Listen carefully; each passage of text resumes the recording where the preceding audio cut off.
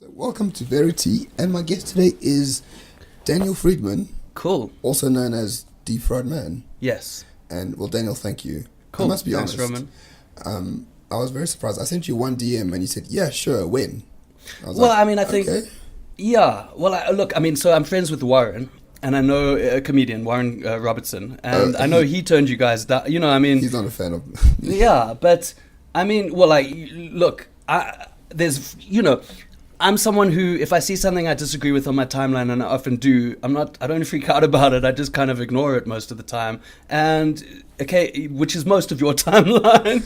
But occasionally there's something where I'm like, okay, yeah. I mean, I'm not someone who, and I think that would surprise people about me because my views on so many issues are very far to the left. But the one thing that I'm not into, which is very unpopular at the moment, is sort of hysteria, is this idea of, I'm unfriending everyone who, if you're this person kind of person, I'm unfriending you. I mean, very popular at the moment, that kind of thing.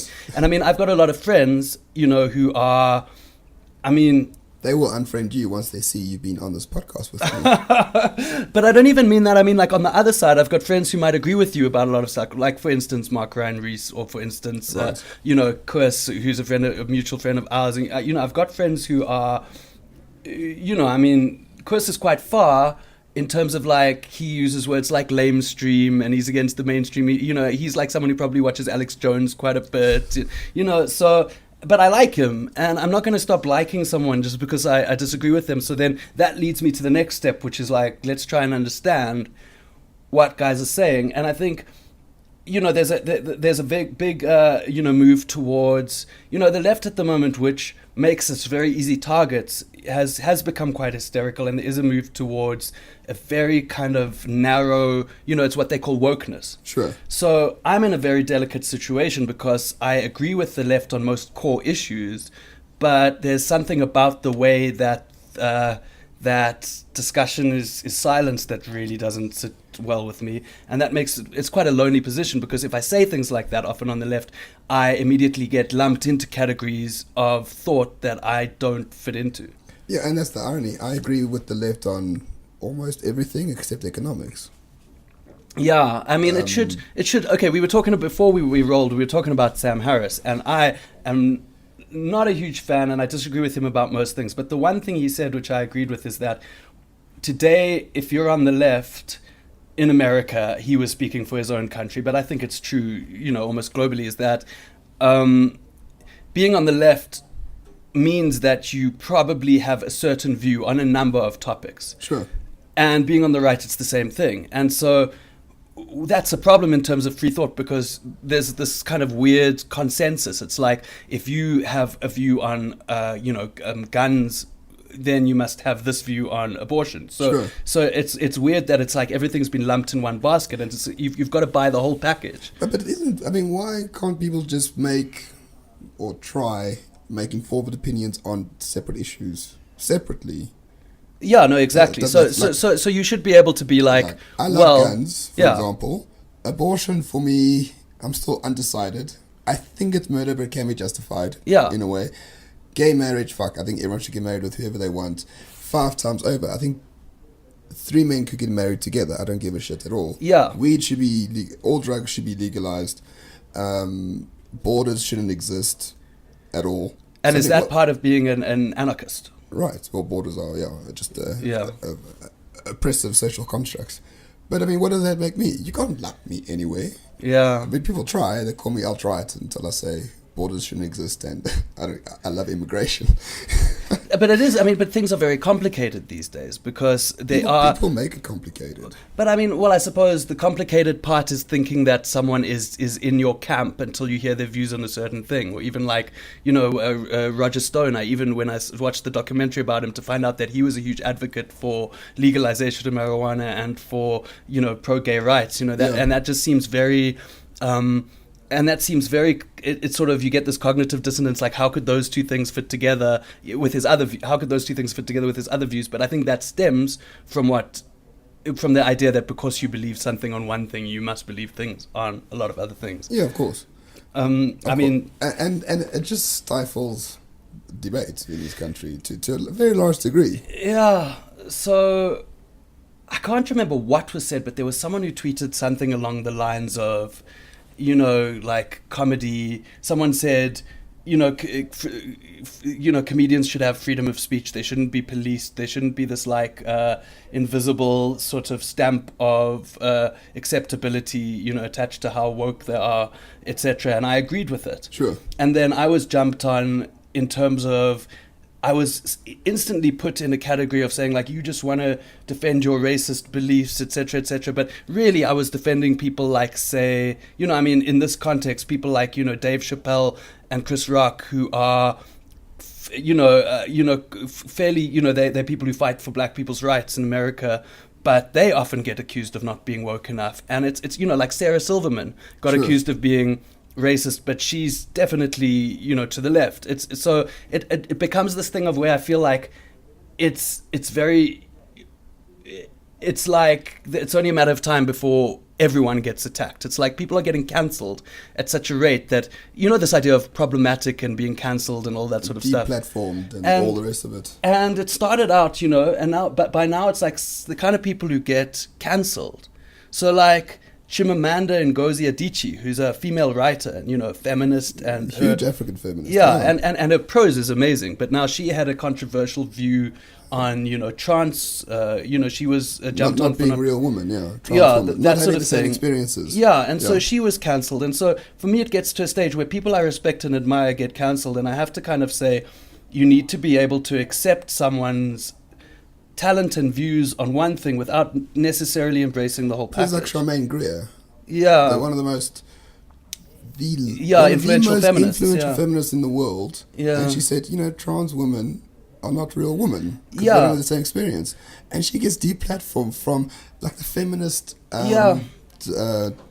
conference in Britain. And a lot of older feminists have actually found themselves on the wrong side of the Me Too movement, etc., etc. I mean, so there is like a sort of battle within feminism, and I think I think there are extremes. I'm someone who,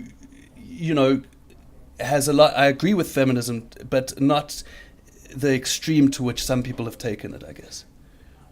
So it makes you a rabbit centrist. A rabbit centrist. Is that what I am? I was actually thinking about it, but then I go and mess with it by having extremely left views on certain things. And do you know what's interesting? I think it's healthy to have two separate views in your mind at the same time.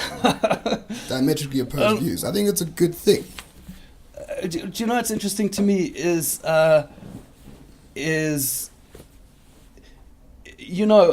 like issues like Israel, etc., etc., and is that I don't like wokeness, but I think I might not like it for a different reason to a lot of people on the right, which is that I agree essentially with a lot of the ideas that I agree with, I agree that there is such a thing as white privilege. I agree that patriarchy does exist. Okay. I don't agree with the idea that that means you need to spend your time online shouting at people who don't agree with you or don't fight it to the degree that you want them to fight it. Good point.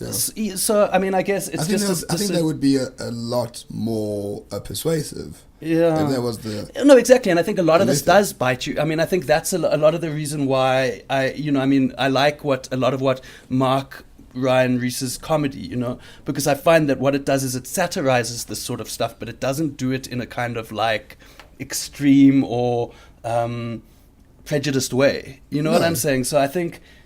So talking about white privilege, so Natasha Mazzoni, the DA MP, she says she's not privileged because her father came from Naples and he was dirt poor, and she's more privileged than him, but she's not universally privileged. Yeah. And then she got shouted at, and she's okay, fine, I am privileged, and then she still got shouted at. So to me, why give an inch at all? Well, I think at the moment there is this thing of like, I find, because I've been in situations where I've been shouted at for a tweet, and it's been on a much lower level, and it hasn't, obviously blown up across the country like Natasha Mazzoni, but there seems to be a thing that, like, first you make the person apologize.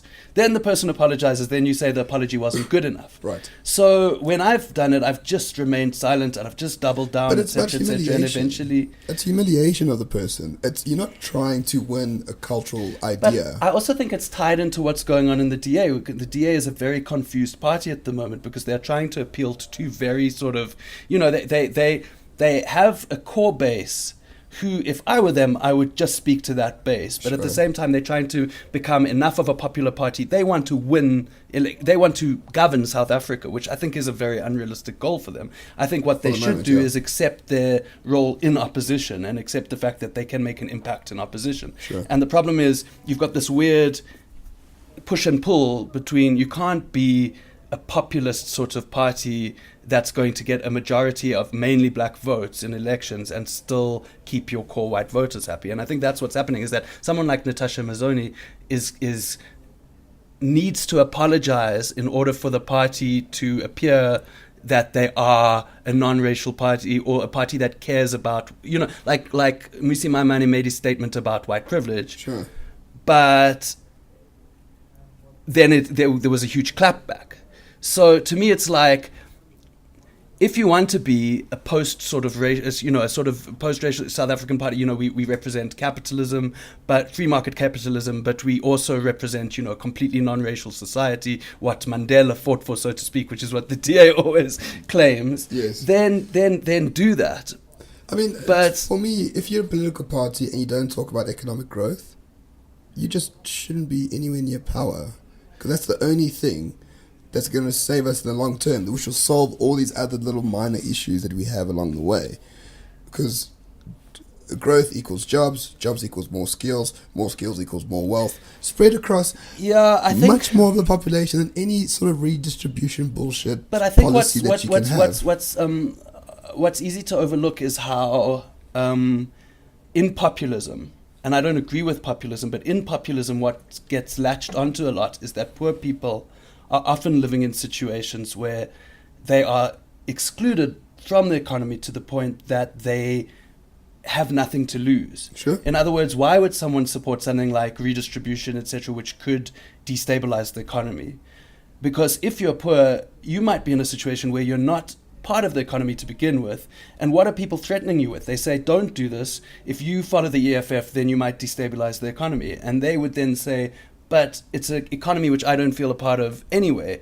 As it is now, I'm struggling to eat. So you're saying if this all happens, I'll be struggling to eat still. But there's no downside. You've got nothing to lose. Sure. So I think that gets latched onto by populism, and I'm not saying, but I think it's very easy to overlook the fact that people are living in levels of such discomfort where they would go for that. They wouldn't trust the idea of being, of like things like, so to say that jobs, etc., create something like the trickle-down effect or something like that would be something that would not be... Trickle-down economics was a pejorative invented by lefties to discredit Ronald Reagan. No, it doesn't exist as a term. Well, it might not exist as a term, but the idea that all that needs to happen is for rich people to get even richer so that poor people can get a little bit...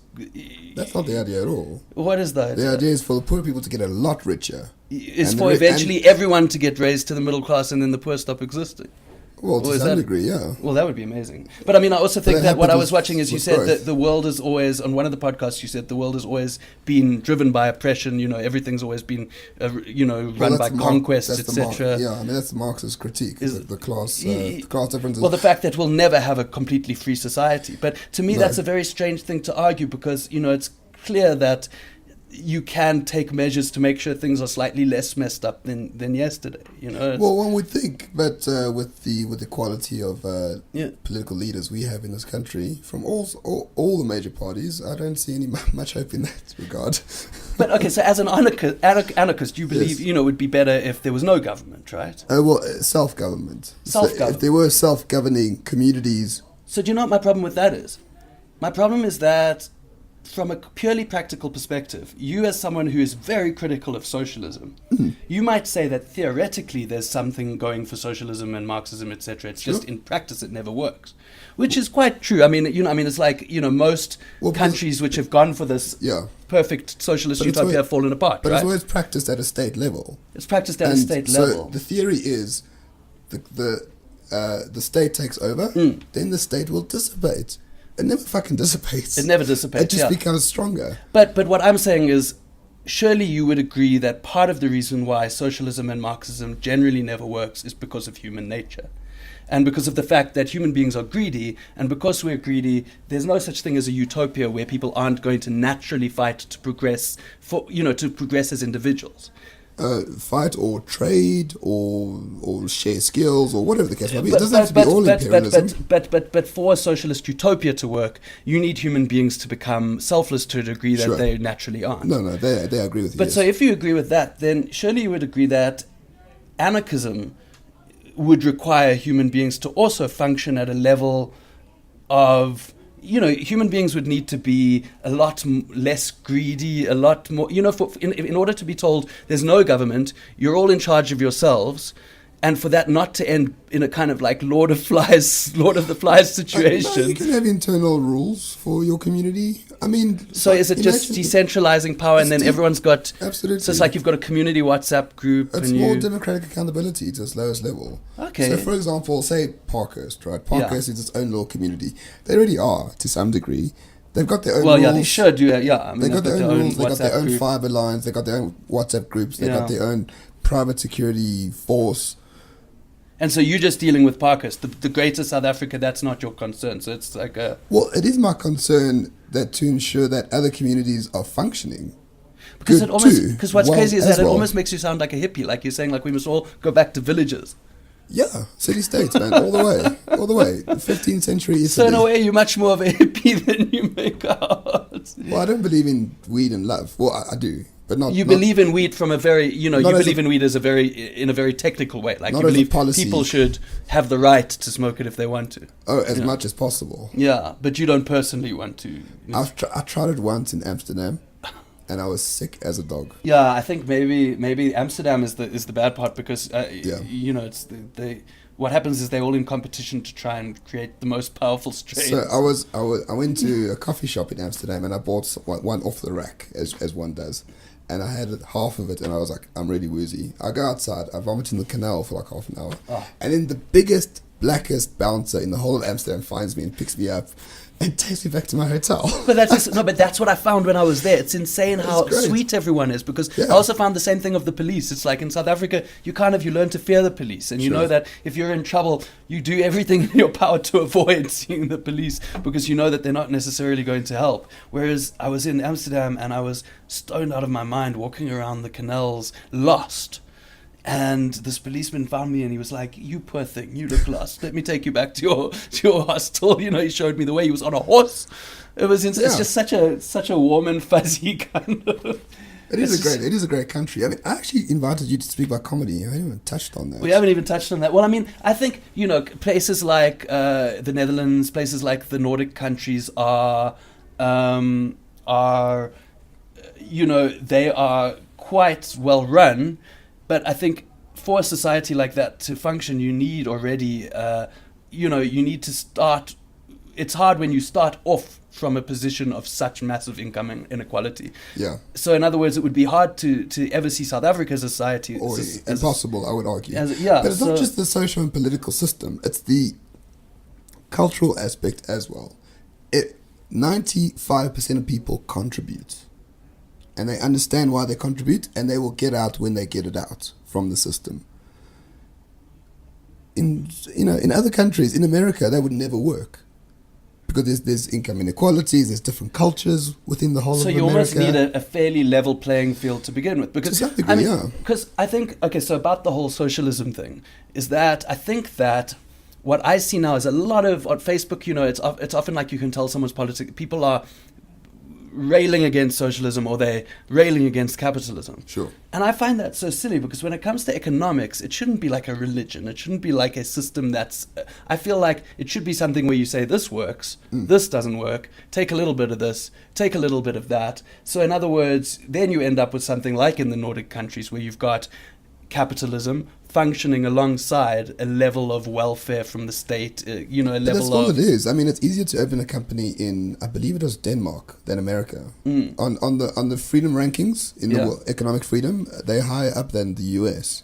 In terms of freedom. Well, definitely. They just have this very benevolent and I think America's very arrogant in terms of its idea that we have the monopoly on freedom. I think within America, everyone's like, freedom, like as if it was invented in America. And I think, that's are you not someone who would argue for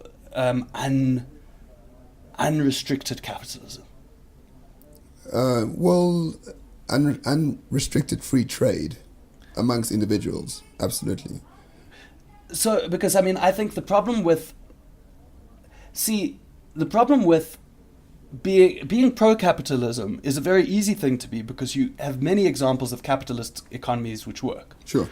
But the problem is taking that to its next sort of conclusion and saying capitalism should be allowed to, free trade is one thing, but the idea that companies are more equipped and are, you could have a decentralized state where companies are not then going to take advantage of that. To me, that's naive. Well, companies are a legal fiction created by governments, right?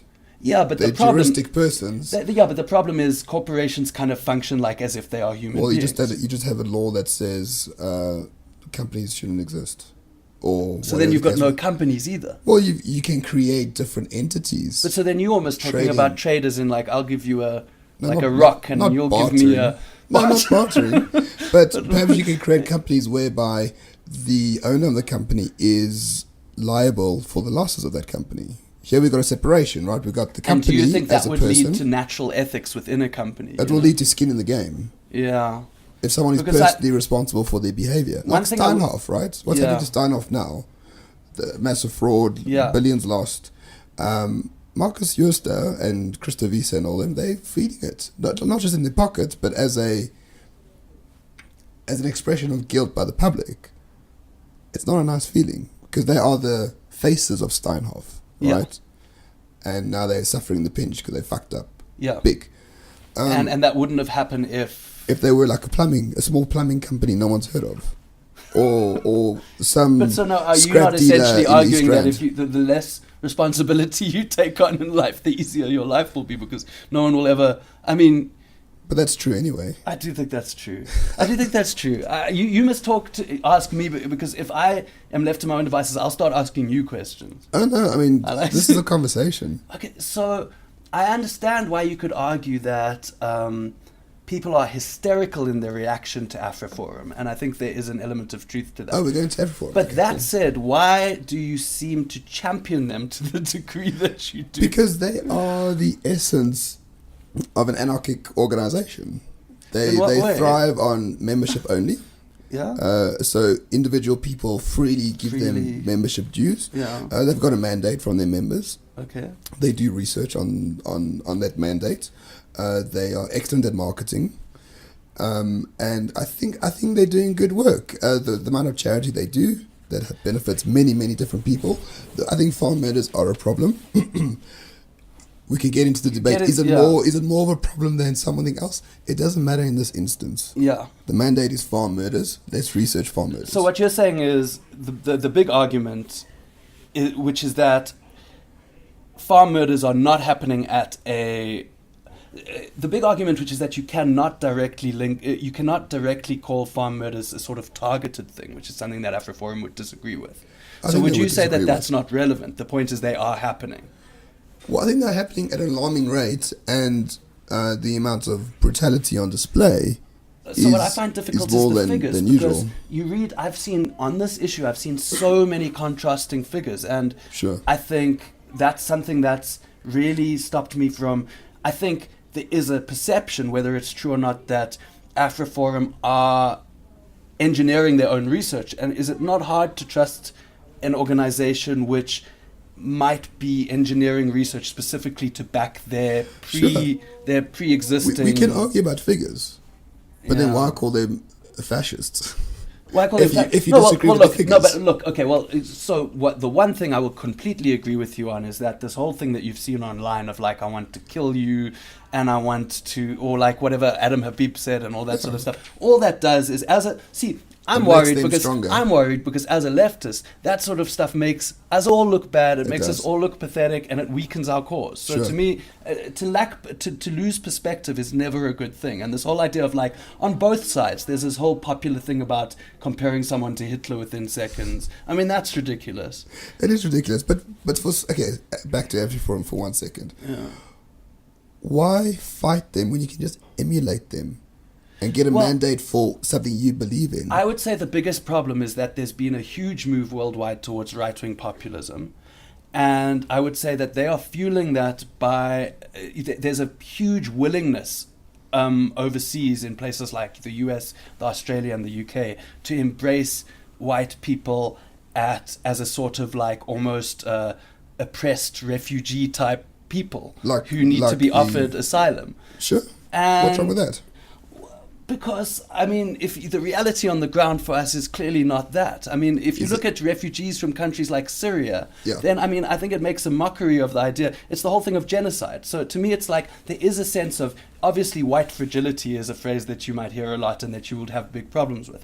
But surely you would concede that if you're in a situation where if something happens to someone who's brown and they get dragged through Syria, through the Syrian war and need refuge, that person's not on the same level as someone who lives in a double-story house in Johannesburg, whose a law got passed saying that we will back eventually some idea of expropriation without compensation, although no one can agree on what that means, and there's affirmative action. So in other words, how can you put someone like that who lives such a cushy lifestyle in the same camp as people who are really at the lowest rung of society, the most vulnerable people who are the most... To me, it's very hard to justify it without coming to the conclusion that people are more sympathetic of other people who look like them and who have the same colored skin as them. It's almost like there's an evolutionary bias, Daniel. This is But are you saying that that's right? Surely we should fight some kind of weird... We should try to overcome our evolutionary biases. Sure, we should. I get it. But I mean, if we agree that... I mean, Forum never argues for white genocide. They never have done so, ever. That's Steve Hofmeyr and his weird group. So I think maybe that's something that people wrongly put them in that same... No, people do it intentionally to try to discredit them. I mean, if you actually read what AfriForum says and you see what speeches they do... It's really like we want a strong, prosperous country for everyone, as long as our minority rights of Afrikaners are not limited to a degree where they don't exist anymore. I mean, that's all they're trying to do. Okay, well, if you say that, which I don't necessarily think is the case, then is that not undermined by what a lot of people see as a very purposeful attempt to rally the far right in different countries into taking... you could argue that what's the guy with the mustache, Joe Bolton. Joe Bolton. I mean, National Security Advisor. But I mean, it's very hard. You know, I mean, most of Trump's administration is quite far to the right. I mean, these are like a mixture of what do you call them? Evangelical Christians. It's like the Republicans. The Republicans. Like George Bush's cabinet from a decade ago. Were they far right fascists? No. Not then. Somehow they are today. The F word, but I mean they're pretty far. You know, I mean I think for its time, the Bush administration was seen as quite a far right administration, and but you know the Trump administration is a lot further to the right than that, because I think a big difference is that there is this element of the Bush administration for they are all neocons, right? Right. But there was never this. This growing populist idea of like that white people are being stifled and oppressed and all of this sort of stuff, which is that a lot because what happened with Trump, the reason why he won, and he was such a sort of at a certain time even his supporters would have said there's not a very good chance of him winning. Yeah. So what's obviously happened, and what the left obviously messed up in a huge way by underestimating this group, but there's this huge group of disenfranchised sort of white people who feel excluded from economic things, etc., etc. Well, and from politics. From politics. I mean, don't forget from that. politics, etc., etc. And from that perspective, and up to that point, I can sympathize. But then when they make the leap that the reason why is that things like, now black people are the new oppressors and affirmative action, etc., etc. And if you say that Black Lives Matter, you are negating the fact that other people's lives matter. To me, that's taken to an extreme. You're basically mobilizing a group which, while misunderstood to a certain degree, could also, if its most extreme elements are allowed to prosper, become quite dangerous, because there is a link somewhere along the line. And to say there's a link is not to call every person a fascist, but there is a link at some, to sort of, your ideologies of, white ethno-states and, your Richard Spencer kind of things. Sure. So what I would say is that I would be a lot more willing to agree that there's nothing sort of dangerous about Afroforums tapping into that whole thing if I didn't believe that there is a very real sort of element that could push that sort of thinking towards a form of fascism. But let's look at more of a global international relations. If you had to go to the EU and say there's a problem in South Africa, we feel that farmers are being targeted, white farmers, I don't think you'll get much of a response.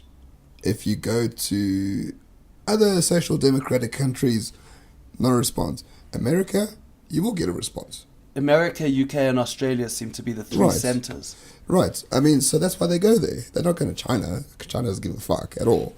I know Ansrid personally, the deputy CEO of Afroforum. Yeah. He's actually quite a good friend of mine.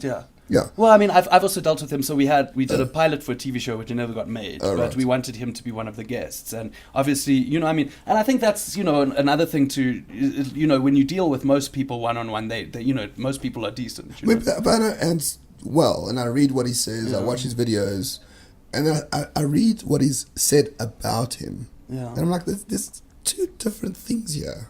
So there's a thing of mudslinging, and I think Eusebius was talking on the radio the other day. I love how I say Eusebius and your eyes start rolling. But he was talking about mudslinging in terms of Patricia DeLille. But see, I think we all have our blind spots. He would know what mudslinging is. No, but we all have our blind spots. And what's funny to me is that, everyone is very willing to get upset about their guy being mudslung, but very, very willing to mudsling the other. Like, for instance, I would say you pick up on social media a lot on people who say ridiculous things. For example, Ernst must die because he's going to overseas with this thing, so now he must die. Sure. But, Jonathan, your partner on Renegade Report, told Walter Pike that he would be happy if he died. So clearly there's a lack of civility on both sides. Well, I don't speak for Jonathan. No, I suppose you don't. And Jonathan didn't know that Walter had cancer. Yeah. And even that, if you take it further, there's now this video where Ernst kind of says that journalists should be strung up. No, it was a quote of a Jew who was in Nazi Germany. Oh, Lord. And who expressed the distasteful manner in which intellectuals accepted and agreed with Nazism. And he was applying this to... Okay, sure. Well, if it's been taken out of context, that's one thing. But now, surely that's what we were talking about just now in terms of if you don't like what the other side's saying, equate it with Nazism. And what's so funny about that is that it gets done so easily on both sides. It's like, Trump went and he did that tweet of like, this is as bad as, Nazi Germany, what's happening to me, it's a witch hunt, etc. Yeah. And meanwhile, everyone on the other side is calling him a Nazi as well. It would be great if they said this is as bad as Maoist China. I also do think about that. It's like how Hitler really did, in a way, if you're going to be evil, that's almost what to go for. He became the benchmark of evil. Like, he's the only one that people ever kind of single out as you're as bad as. Like Adam Habib says, you're a fascist. Germany had Hitler, Africa had Idi Amin. I'm like, what? Well, the crazy thing about that is it was completely all over the map. Because first of all, what Idi Amin, Hitler, you're lumping everyone together, but also you're saying that two people in quite a small sort of organization who are as bad as someone who killed 11 million people. No, but Adam Habib never said you're as bad. China had Mao. He's saying you are South Africa's Hitler. Yeah, why do you say South Africa's Mao? South Africa's Mao. But no, because he's a Marxist, so he doesn't see. There's Well, his I mean, I think well. also from our politics, from our perspective, I mean, Hitler occupies a special place, and I think also what, in a place like Stalinist Russia, more people died than in Nazi Germany, and in a place like Maoist China, more people died. But I think what singles Hitler out is that there is the added thing of like, your very targeted ethnic cleansing of a very specific people within it. Which happened all over communist countries. Stalin went over the kulaks, the middle class farmers.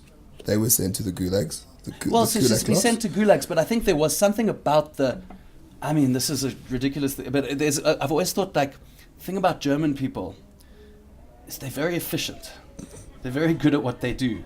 And the problem is if they set their mind to, like, mass murder, they do it in a very efficient, clinical German way. Well, some of them I don't think there's any precedent. I mean, you could say there were concentration camps, etc., etc. I don't think there's any precedent ever in terms of people being annihilated in sort of in death camps, factories, gas chambers. Such a mechanical manner. I think maybe that's what sets Hitler apart. Maybe. Perhaps, and because there was extensive records in the Soviet Union, there isn't. Yeah, and I mean, what is crazy to me is obviously, as a Jew, the problem is you definitely don't want to get into the dangerous ground of saying like, well, was Hitler? I as a Jew obviously does have a special place of evil in our heart. Well, I think for and for many others as well. Yeah, absolutely. But that said, I do think it's very weird the kind of people championing sort of your Chairman Mao. I think it's one thing to say Hitler was worse than Chairman Mao, but to actually like champion people who still would wear badges of him or etc. etc. I mean, that to me, I can't really. But it's a bit like Winnie Mandela, right? She passed away, and we all know the history. I would disagree with you there. She was responsible for some things. I would disagree with you. What I would say is that I think it is completely acceptable to have a nuanced. No one needs to become a hero and a saint. Well, I think she clearly became deified and a bit. She came to represent something. Come on, quite soon after she died. Mother Teresa of Soweto. If you read 90% of the and I would argue against deification of anyone, including if you look, there's very easy ways to discredit someone like Mother Teresa as well. There's no one in history. Jesus Christ. Yeah, there's no one in history who you can really look back on and say this is a perfect person. But that said, I do think you need to understand the incredible meaning that she has in terms of being a uncompromising, sort of woman of the struggle. I think that's a very, very powerful icon to a lot of black people. And I think to sort of say, how are they glossing over Stompy? I can really understand how they're glossing over Stompy, because you're looking at one incident in terms of an entire life of revolutionary work. And I don't think there's anyone, whether in the apartheid government or in the freedom movement. I think that's what I tweeted to you the other day. You were like, the ANC used the necklace and blah, blah, blah. And I was like, well, obviously their technique of hugging everyone into dismantling apartheid didn't work. And I guess all I'm saying there is that there was something of a struggle and a war that took place. And it would be insane to argue that anyone on either side was perfect. But that's what they were trying to do to Winnie, though. I'm agreeing with you. Why can't we say that people are complex? She did more good than bad. There are these little touches that I guess might that's need what a I'm bit saying. more investigation. I guess that's but overall, she was a force for good. Why can't you say that? I guess that's what I'm saying. That's what I'm saying as well. There you go. We fucking agree on something. But that makes I mean, everyone's complex. Everyone is a complex individual. But to just negate huge swaths of what people have done with their lives, like it's ridiculous. It's not honest. To overlook, I think Mark's tweet on it was like, one day when Oscar Pistorius passes away, everyone's going to be like, wow, he was a really great athlete. Exactly. I personally didn't think that was, because to shoot your wife the other thing is there's the whole thing of like she was discredited. A lot of her crimes were, so if you believe that a lot of her crimes were actually false and that this whole, and look, the idea that all journalists now, even ones who are too young to have even been around during apartheid, are members of Stratcom is obviously ridiculous. But that said, if there obviously was a force during apartheid to discredit certain. So a lot of people on who are who are very upset with any criticism towards Winnie and who are maybe putting her on a bit of a pedestal do argue that a lot of the things she's been accused of are not true and have been engineered. Sure. And I don't think either of us know whether or not that's true. Well, let's just provide some sort of evidence when you make that claim. That's all. Yeah. A tweet is not evidence. So I actually do want to talk about comedy, Daniel. Fuck's sakes. I watched Jerry Seinfeld's show, Comedies in Cars, Getting Coffee, etc. And he's talking to Trevor Noah. And he says, what people don't understand about comedians is that we're just trying to figure out to make the last word of a sentence funny. And we don't care how we structure it, as long as there's a punchline and it's humorous. Who said that? Seinfeld? Yes, Jerry Seinfeld. That's a very Seinfeld thing to say, though. I mean, I think we're all different. I don't find him terribly funny. I have never really been, it depends on your sense of humor, but I've never really been someone, I think Seinfeld's thing is he tries to find the ridiculous in small things, in minutiae of life, and also in like, your everyday life. Donut holes. Yeah, donut holes. So it's the more sort of trivial something is, the more he wants to find the humor in it. So that's his thing. I mean, I think in a way Michael McIntyre in the UK is a similar form of comedy in that, it's like, when you go to a hotel and and relatable stuff. I think if you can be funny that way, it's a very great career move because it's very uncontroversial, safe, and you'll become quite big. And it's personally not my style of comedy. So I'm someone who believes that you need to the content needs to also be as important as the punchline. So tell me, Seinfeld would disagree with that. How much of your personal beliefs go into your content or into your act?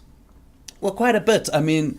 See, is that good or not good? I mean, it's hard for me. Well, because it's hard for me because it's like, to be political in your comedy is hard because in a way there's a sense that people want to laugh at something if they agree with it, which to me is something that I try and avoid. Like I try and be able to say that's objectively funny, even though I don't like necessarily who it's coming from or, like for instance. You know that I'm very critical of the state of Israel. Sure. And you know that Joan Rivers is a comedian who made a lot of pro-Israeli statements, and some which I found offensive in terms of the fact of Palestinians. It's like they sort of deserve what's happening. They deserve what's happening to them, etc. So obviously that's stuff that I really fervently don't agree with. But she was fucking hysterical. But she was hysterical. So in other words, for me in comedy, I feel I need to have that sense of someone who's objectively funny. But as a political comedian, what other people tend to do and what the audience tends to do is laugh if they agree. And so what happens because of that is that you end up pandering to audiences, because if you, in a mainly white audience, you're not going, that your material, which I've got tons of making fun of the ANC, is going to hugely kill. Yeah. But stuff making fun of the DA and stuff making fun of white privilege might not kill. So then you're in a situation where you're kind of preaching to the converted, and at its worst, you're pandering because you're saying different things. It's what a politician does, like when you in front of this audience, you say you want this thing, and when you're in front of that audience, the classic Hillary Clinton line, yeah. So what I try and do is I try and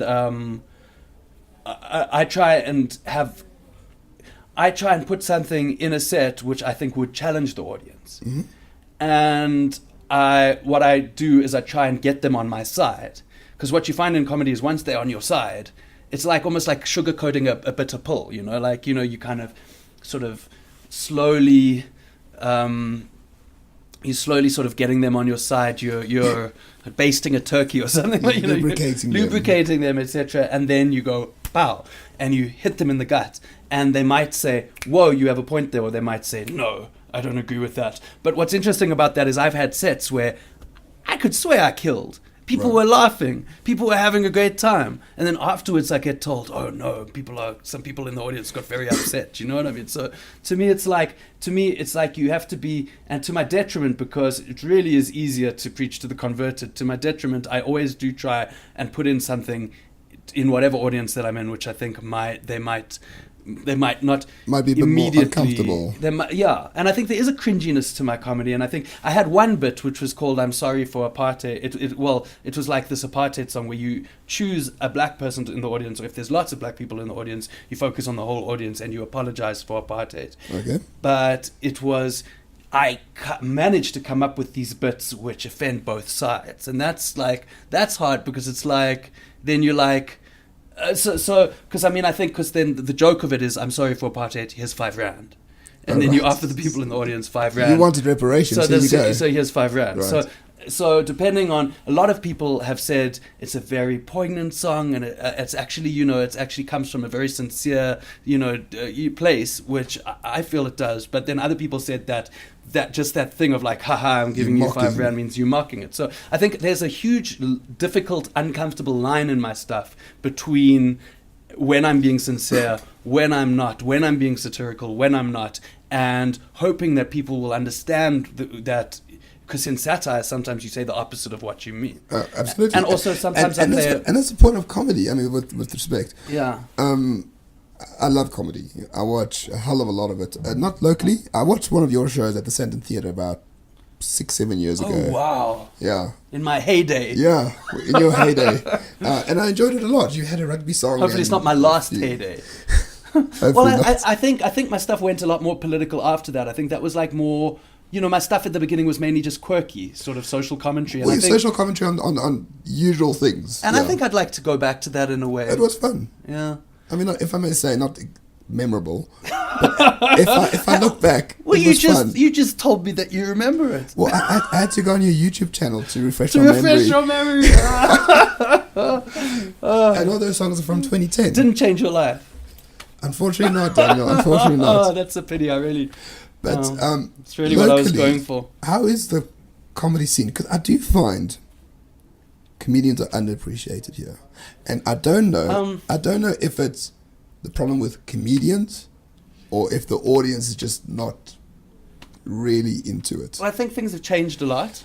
I think it's better. But I think that, in a way, there's a sort of perception of the comedy scene and a reality of the comedy scene which are a little bit different, because I think there is a very glitzy, glamorous side to it. And I think it's easy to, when the Comics Choice Awards, for example, right. Or, Trevor Noah's tours, for example, that's whether or not you're a fan of his work, you have to concede that he represents I know a lot of people, especially a lot of people... I don't want to call you on the right, but people who are ideologically a certain way feel that he panders too much to... I just don't find him funny anymore. Well, I mean, a lot of... Would you call him an SJW or something like that? Or, no, I just think his jokes are written by metropolitan New York whites. So whether or not you believe that, when he comes to town, it's a level of glamour in terms of he's obviously going to be doing it at a... So you might have a situation where he's performing at the Teatro at Monte Cassino, and then at the same night... I'm performing at like the Ocean Basket in Rudaport or something like that, So there's various facets, various degrees of, and I think it's even possible to do a very glitzy, glamorous gig one night and a very unglamorous gig the next. And I think something that makes comedians slightly more down to earth than say other sort of entertainers might be the fact that we do